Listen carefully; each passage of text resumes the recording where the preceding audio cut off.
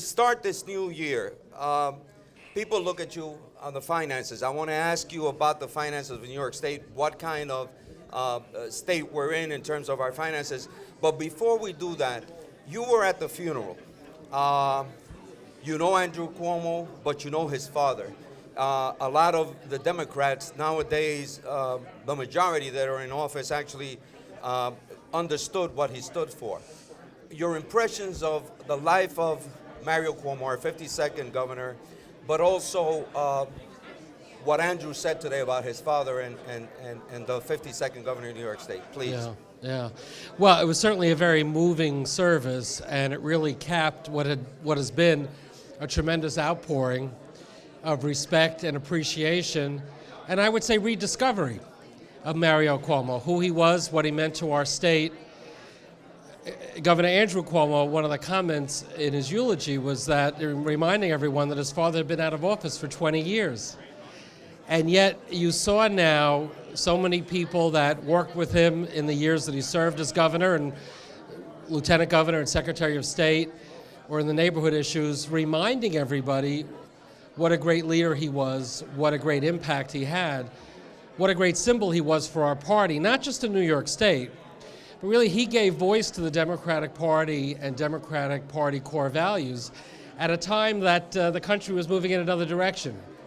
So, I think part of what has impressed me over the past couple of days, I think part of what Andrew Cuomo captured in his beautiful eulogy is a reminder to the younger generation of New Yorkers today that this giant of a figure lived among us, was a successful political leader among us.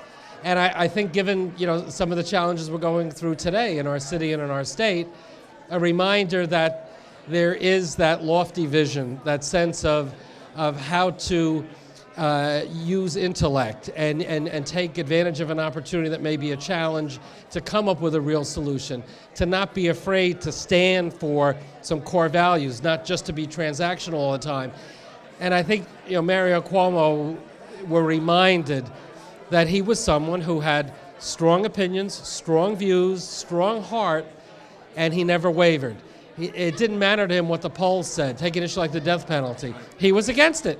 It didn't work to his political advantage, but he said, that's how I feel, that's the moral compass that guides me on that issue. And I think that kind of courage in political leadership is something that we could use a lot more of. I found interesting also that the current governor, Andrew Cuomo, his son, in his eulogy, in the 40-minute that he spoke, I saw some of that coming through in terms of what he learned from his father, some of the politics in it. And I sort of, maybe I'm reading too much into it, you were there, but there was something of not only New York State, it went beyond. Yeah. It went beyond when he spoke of Pope Francis. The governor did not choose the Archdiocese of New York. He went to a more humble church within the Archdiocese.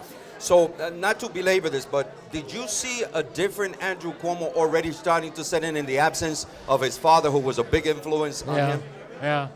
Well, I mean, look, when you lose a parent, it's one of those demarcations in life. I mean, it's having gone through it, it's a very reflective time, and I think Andrew's eulogy was certainly about his father, but it was also about his absorbing the impact of having such a giant as your father. I mean, talk about a challenging task to have Mario Cuomo as your father, and now to be in the position that his father was in.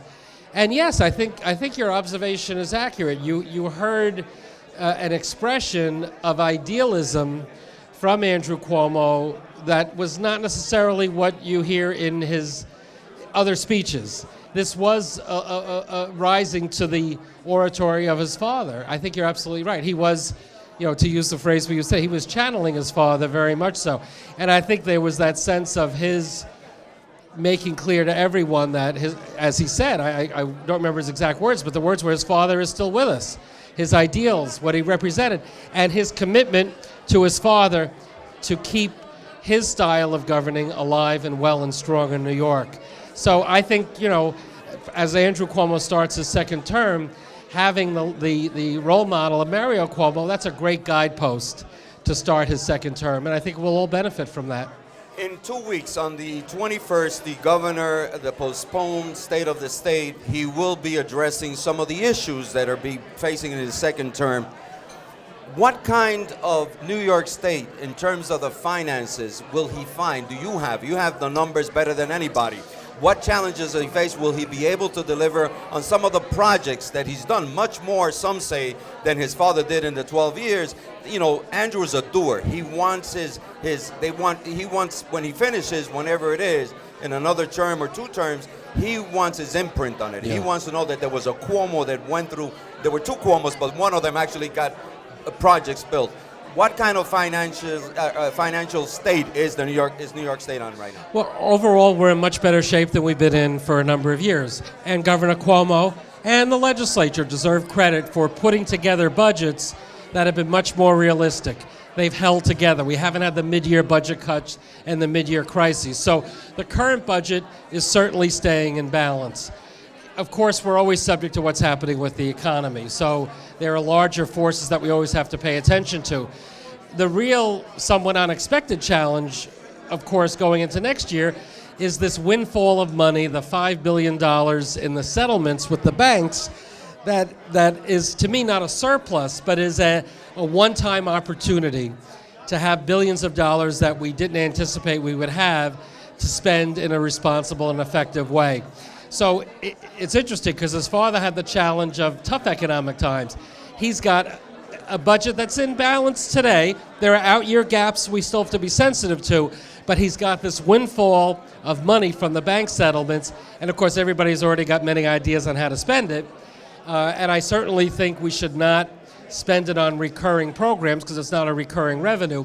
But I think there is a great opportunity for him to do even more on the agenda that he set. So infrastructure improvement, doing more to do the kind of investments that will promote economic growth across all communities. I think those are going to be his priorities, and we're in a stronger time right now to achieve those goals. I'll leave you with this last question that if you can answer it, for City and State TV and this reception that we have up in Albany with this new legislative session launching of it, I'll ask you an easy one. Is the governor going to consult with you on how he spends the money? Does he ever call you? Or what would you, if he doesn't, what would you advise him right now?